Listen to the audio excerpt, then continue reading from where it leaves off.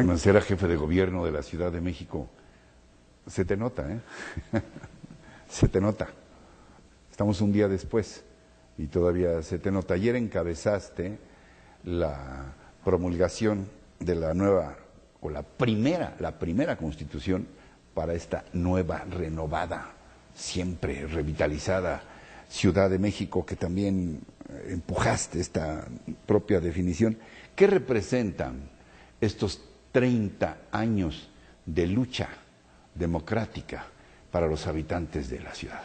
Mira, fue una culminación, Ricardo, yo creo que de eso que tú acabas de decir, de la lucha de hombres y mujeres que buscaron durante todo este tiempo que la Ciudad de México tuviera una autonomía, tuviera mucho más capacidad de decisión respecto de la federación misma, que estuviera reconocida en la Constitución Federal, porque no aparecíamos en el capítulo de los integrantes de la federación, no aparecía la Ciudad de México, no aparecíamos como un territorio, un espacio poblacional en donde también estuviera la soberanía nacional, estábamos fuera. Y estábamos en un régimen, pues, digamos, especial, de exclusión, un híbrido extraño. Y durante mucho tiempo, como bien señalas, se buscó esto, se planteó en diferentes gobiernos, iniciativas en la Cámara de Diputados, iniciativas en la Cámara de Senadores, iniciativas que se frenaron aquí y que se frenaron allá, que nunca pudieron prosperar. Esto nos lo propusimos. Fue uno de los planteamientos incluso de campaña, lograr la Constitución de la Ciudad de México, la reforma política, así se planteó. La reforma política, ¿por qué? Porque el primer paso era lograr esta reforma política en la Constitución Federal, que era lo más complicado, lo más difícil. La apertura, pues, a esta posibilidad. Porque además tenías que lograr que la federación, y cuando digo la federación me refiero a toda esta suma de los estados, estuviera de acuerdo. Una vez que se aprobó por el Senado, que se aprobó por la Cámara, hubo que mandar para esa ratificación a todos los estados de la República, y todavía ahí pasó una prueba más, digamos, de fuego, en donde dieron su visto bueno, pues, el número de estados que se requiere para que todos sea los congresos reforma constitucional válida. Este fue el primer paso. Hasta ahí nos hubiéramos quedado nosotros con lo que habíamos ofrecido, porque lo que ofrecimos o lo que luchamos fue la reforma política de la Ciudad de México. Ahí ya estaba, ahí ya se había reformado el 122, ahí ya se habían reformado el 40, el 41, ya se habían reformado todos los artículos que hablaban de la Ciudad de México, de su nomenclatura, de su fondo de capitalidad, de su forma de organización, de sus facultades respecto de la federación y respecto de su régimen interno. Ahí ya se hablaba de todo esto. Pero, pues, en uno de los transitorios y en una de las disposiciones se ordena que tenga su propia constitución. Y ahí viene un reto que se vuelve, pues eso, un reto mayúsculo, todavía más grande que el anterior. ¿Por qué? Porque es la suma de todas las fuerzas políticas de la ciudad a través de un que se ha caracterizado siempre por su diversidad. Y ahora más que nunca. En la asamblea, o sea, sí, el equivalente a un congreso local. Claro.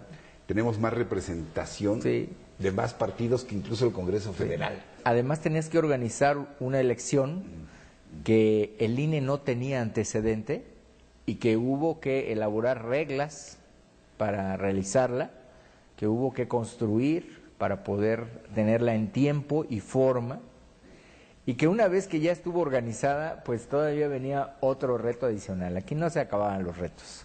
Ahora, ¿cuál era el que seguía? Pues que dentro de las reglas que se establecieron, para poder alcanzar la aprobación de cada artículo, necesitabas la mayoría calificada. Es decir, 67 diputados tenían que estar a favor o estar de acuerdo con la redacción del artículo. No era mayoría simple, no, con los que estuvieran, no, era mayoría calificada.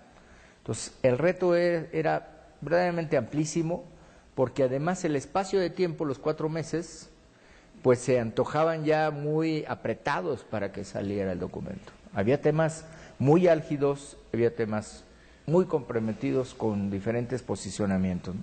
Hablabas de este mar de diversidades de todo el país cuando te referías a la necesaria participación y aprobación de todos los congresos estatales. La Ciudad de México siempre se ha caracterizado por ser la proa de la nación en su conjunto, en lo que hace a libertades, en lo que hace a derechos. ¿Garantiza esta nueva Constitución que sigamos esta misma ruta de modernidad? Yo ayer lo decía, la Ciudad de México definió su nombre, Ciudad de México. Adiós, Distrito Federal, Ciudad de México. Pero definió su vocación también. Y en esta definición se estableció como una ciudad de derechos y de libertades. Así lo planteó ya. Ya no podrías pensar en que tiene otra diferente. Y lo ha reafirmado, porque si hoy se lee este texto constitucional, se va a notar ahí pues un gran catálogo de esos derechos y de esas libertades garantizado a diferentes núcleos de población, de una ciudad diversa, pluricultural, plurilingüe, de amplísima convocatoria, en donde se están respetando derechos que hoy está reconociendo Naciones Unidas, por ejemplo. Además de estos desafíos ya ganados, a que hacer referencia, ¿qué novedades hay? ¿Qué más nos da a los habitantes de la Ciudad de México esta Constitución? Mira, es una Constitución que está dando garantía de protección a tu libertad de pensamiento, que en el rubro de los periodistas tiene un apartado especial, amplio, muy profesional, me parece, de un alcance muy sólido a la protección de esta tarea de información. En las poblaciones vulnerables o sujetas a alguna condición difícil, hay también menciones muy específicas. Hay una mención clarísima de protección a los migrantes, porque ha sido una ciudad además en donde los refugiados han encontrado un espacio vital y de desarrollo. Entonces, ahí está. ¿Hay alguna ciudad, por cierto, que tú sepas que sea más hospitalaria, más abierta que la Ciudad de México, que recibió a la inmigración española que huía de la violencia, de la guerra civil, que recibió a los argentinos y en su momento a los chilenos que huían de regímenes dictatoriales y represivos y de violencia y tortura, y que ha seguido recibiendo a todos? Aquí hay futbolistas que llegaron a jugar una temporada y ya tienen nietos, se quedaron para siempre. Artistas, grandes artistas que han venido de todas partes y se enamoran de esta ciudad. ¿Hay alguna ciudad más seductora?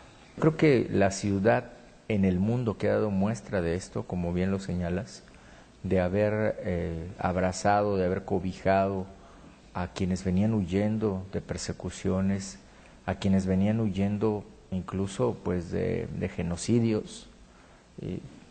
No, yo creo que esta ciudad así ha mostrado su vocación. Y también abierta hacia el resto del país, ¿no? Abierta. Yo no conozco a ninguna familia que le diga, no, mijita, tú no te cases con ese señor porque es yucateco o porque es No. jalisciense. Yo creo, al contrario, pues siempre reiteramos que esta es la capital de todos los mexicanos, que este es el zócalo de todos los mexicanos.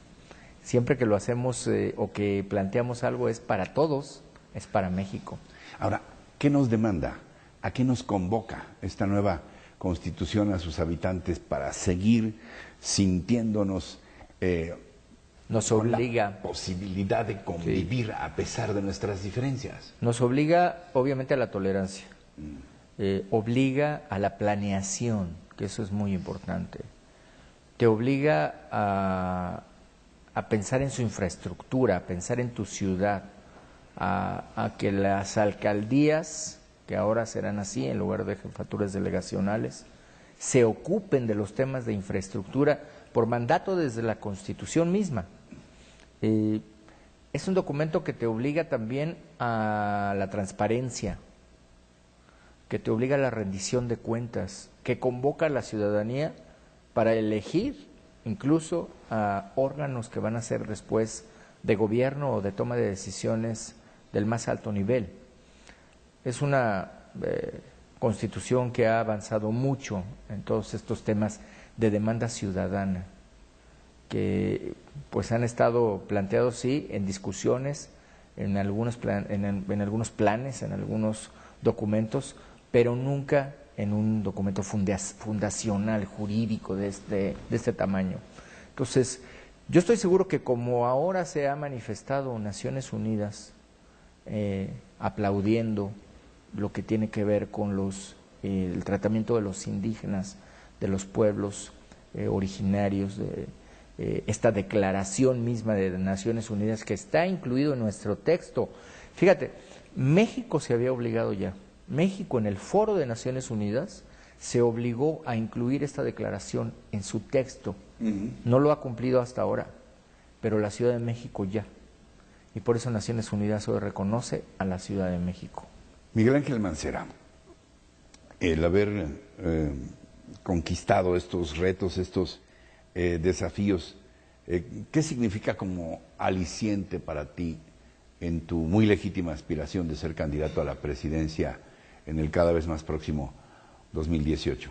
Mira, yo creo que esto es uno de los compromisos que teníamos con la Ciudad de México, con los ciudadanos, con la gente del país que estaba dando seguimiento a esta tarea, porque la Constitución de la Ciudad de México seguramente puede ser también parte de inspiración para muchas otras constituciones u otros trabajos, ¿por qué no para la Constitución misma de nuestro país en el desarrollo que encontremos? Yo creo que puede ser un pie importante y a la gente le va a servir mucho. Ahora que cumplimos 100 años de Constitución, sí, claro. ¿Por qué no?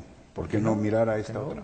Estamos hablando ahí del empleo, estamos hablando del salario digno, estamos hablando de cosas que además hoy ya son conquistas.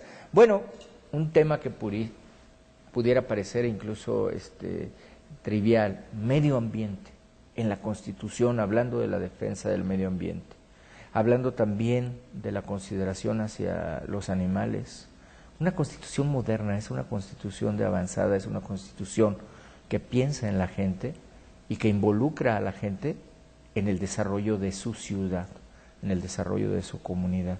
Yo creo que esto es lo que se logró y por eso yo ayer reconocí a todas las fuerzas políticas, eso debe quedar claro, porque se ha estado escatimando, diciendo que si excluimos a unos o a otros. Yo reconocí a todas las fuerzas políticas, es más, ayer en el Zócalo reconocí a todos los exjefes de gobierno y exjefas de gobierno, a todos los que aportaron y a todos los que lucharon para que se consiguiera esto. Yo no lo escatimo, yo creo que todos los esfuerzos vinieron dando una suma a lo que ahora se ha conseguido.